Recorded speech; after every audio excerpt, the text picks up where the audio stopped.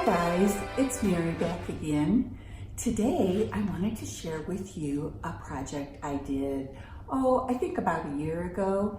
It is whitewashing my fireplace brick and really transforming my fireplace, bringing it more up to that farmhouse look. And so what I did, well, let's start with some pictures of how it looked when I first moved into my house.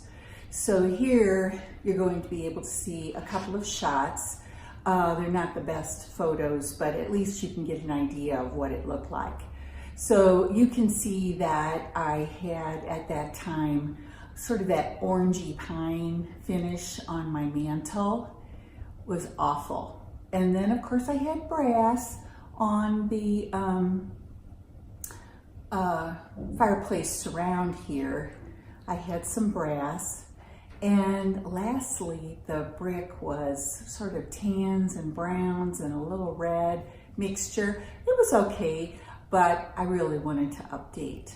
So that's how I, kind of moved along here on this project.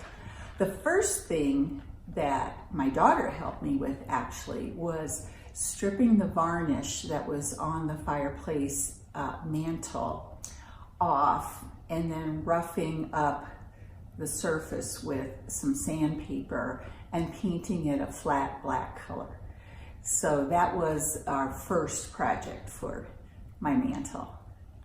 And then the second part of the project was redoing the fireplace surround so that it was entirely black, like you see right here, and we painted over the brass.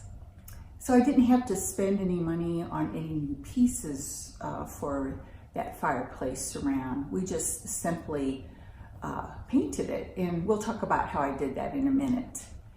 And then the last part of the project was doing the actual whitewashing of the brick. So I'm going to move over into my kitchen where my island is, and I can show you there exactly all of the different items that I used for this project to transform it and bring it up into the present, away from the 80s and the 90s. So let's move over to the kitchen.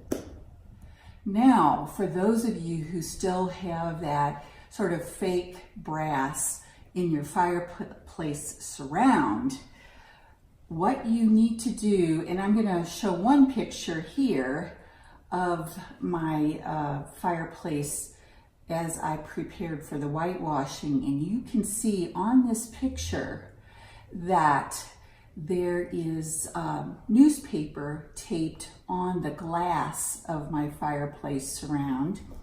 And then this is all prep work.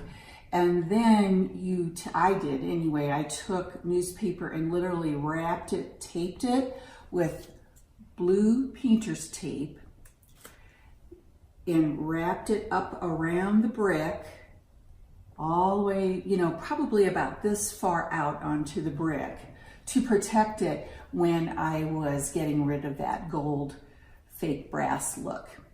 Once you get the area prepped, it literally takes like 5 minutes to spray. And what I used was this Rustoleum high heat. It's a tough protective enamel, and mine is a matte finish. You can tell it's a matte finish by the way the cap looks. Let me see, get it up here closer to you, but I'll put a link for this down in the description box below this video. So I just sprayed it, the entire, not just the brass, but I sprayed all the metal that is part of the fireplace surround black. And so some of it was already black, but it covered both the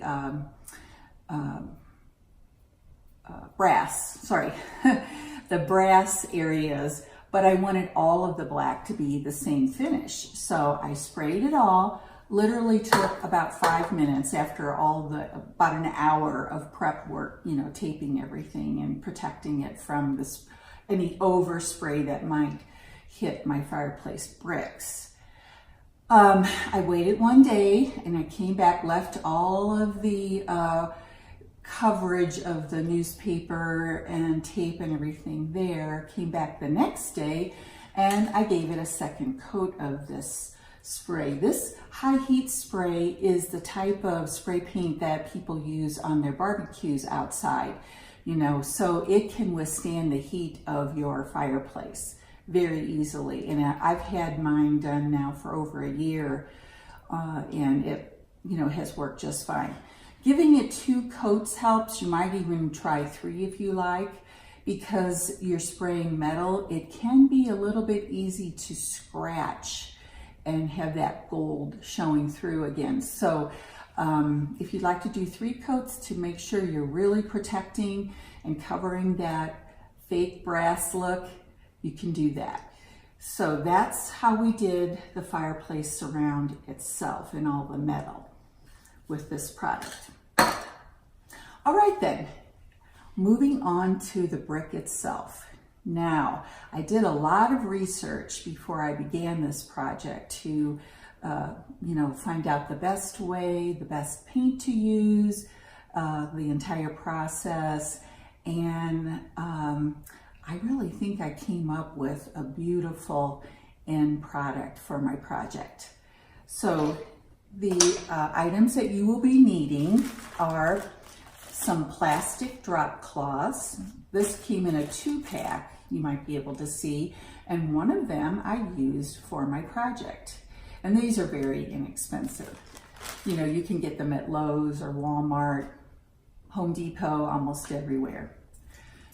Blue painter's tape is essential for taping everything down and protecting your walls in your, I have hardwood around my fireplace, so, you know, protecting that. I don't want any whitewash on any surface except the brick itself. So you really have to tape it up and mask it off well so that, you know, that's all protected. The next thing I used was this white, it is a interior acrylic latex SuperPaint it's called, and it's made by Sherwin Williams, and it is flat. Now, you may know that Sherwin Williams is probably the most expensive paint out there on the market, but you can watch for coupons. I had a 30% off coupon when I purchased this gallon of this flat white paint. And this is the paint that is called, the color is actually called Extra White. And I will put information about this down in the description box also for you. So this is essential to buy a good quality paint and one that is going to do the job the right way the first time. So this product we need, you need a brush. I think this is about a 2-inch wide brush. Don't spend money on an expensive brush, because I actually threw the one that I had away because it gets, the tips get all kind of, I don't know, they start splaying open, and you know, you won't be able to use that brush anymore after this project. So, but something about 2 inches wide, not very expensive. And then I have a bucket that I used, and this is just an inexpensive bucket that I had lying around the house, but this is very important for measuring. And so what I did, the mixture, I guess you would say, that you're going to put together in this bucket is half of the paint, the Sherwin Williams paint, and half water.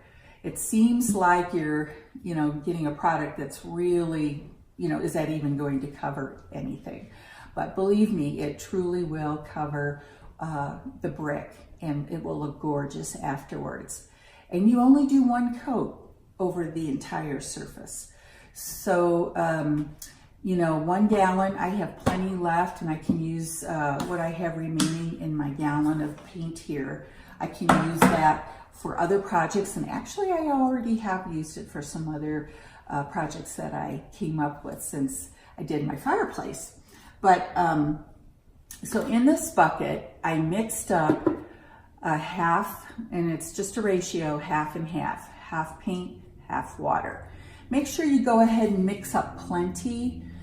I actually used about half of the gallon, and then I added paint, the same amount of paint, which would be 2 quarts, into my bucket here, and stirred it up with my paint stick.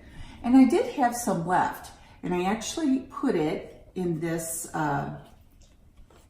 container here that I had from, I don't know, some other project, and with a lid, so that I could save it and use it again in new things that I wanted to do.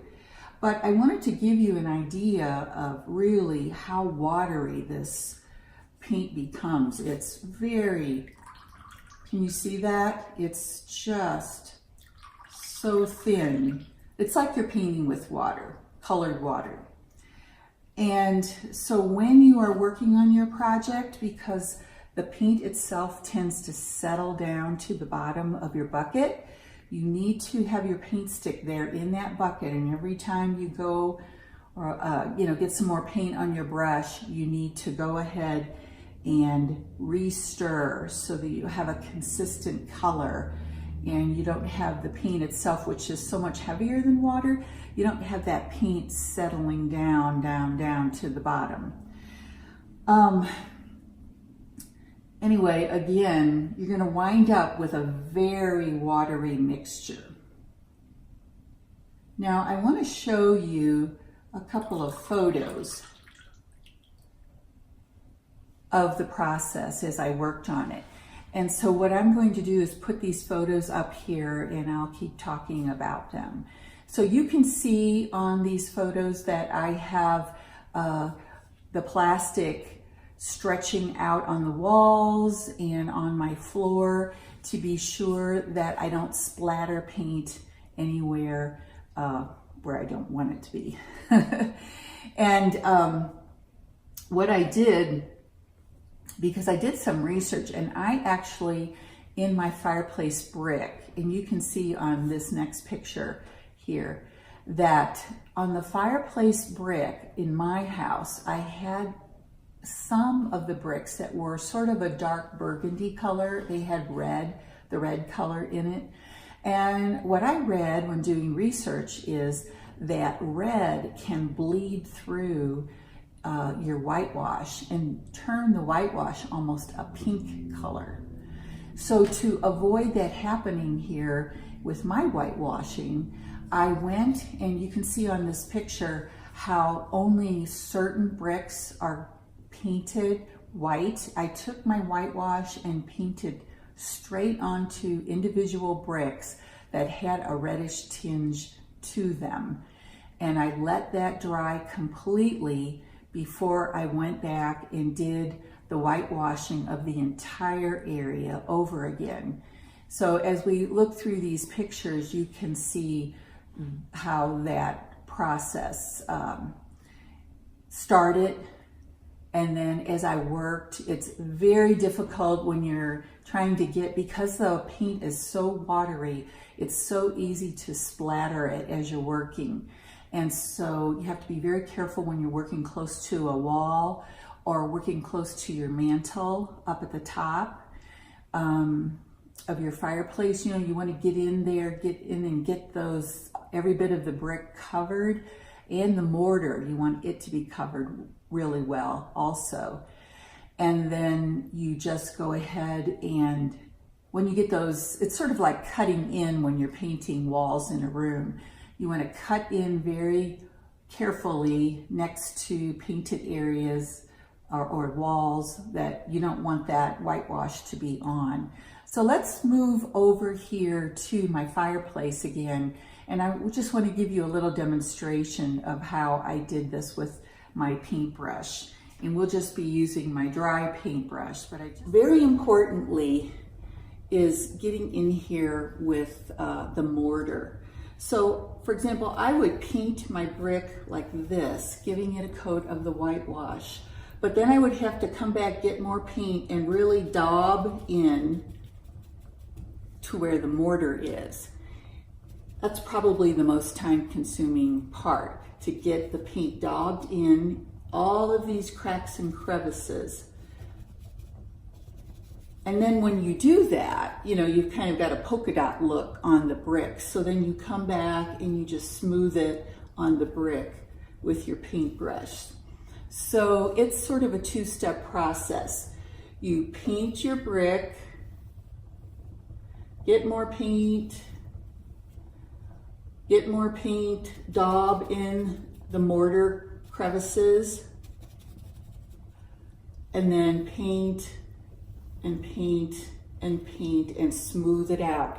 Now you must, and if you look at my brick closely, you'll see that it's not completely even. It's not a pure white, very perfectly even finish. And with whitewashing, you don't want it to look that way. You want it to look a little bit rustic.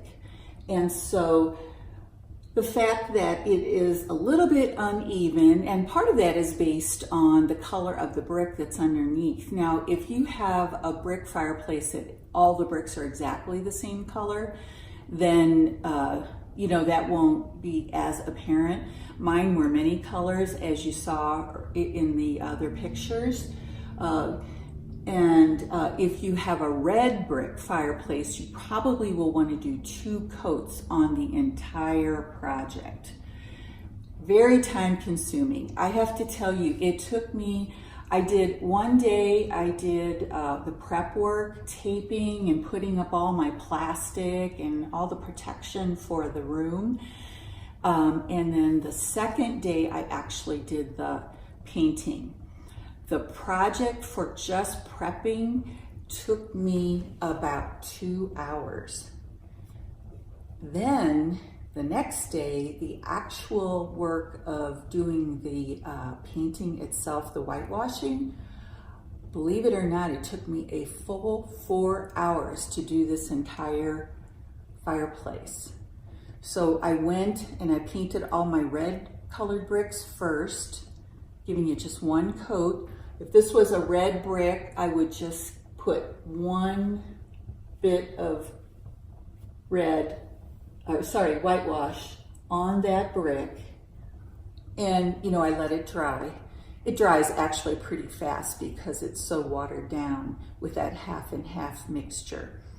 But once I painted my red bricks, then I went back and started at the beginning. I started at the top and worked my way down the bricks. I did the entire top of above the fireplace surround. I did that first, working very carefully when I was up near my mantel, which is painted black, and I didn't want to get a lot of white on that black. I was very, very cautious. And then I went ahead and worked down the sides, and then I started working on my hearth area. And so it was a tedious project, 4 hours. But honestly, the final product is so beautiful, and it has lasted, like I said, it's been over a year since I did this, and it looks beautiful. And I get so many compliments and questions about how I did it. That's why I thought I would share this whole process with you all. But it is just a wonderful way to really update your home. And I think you might want to take a try at this, make an attempt. You really can't hurt your brick, obviously, but once you decide to do it and you're committed, go ahead and finish the project. For me, I have to say it was very scary, even though I had seen lots of pictures on Pinterest of, you know, before and afters. I still was very afraid when I first started the project. But oh my gosh, when I was done, and I'll show you a picture here now of the final look. And that's without any decorations on the mantle or, you know, on my hearth. Nothing. It's just the bare bones of the fireplace with its completed look. And oh my goodness, it just brightened up my room so much. It made such a difference in how this room looks.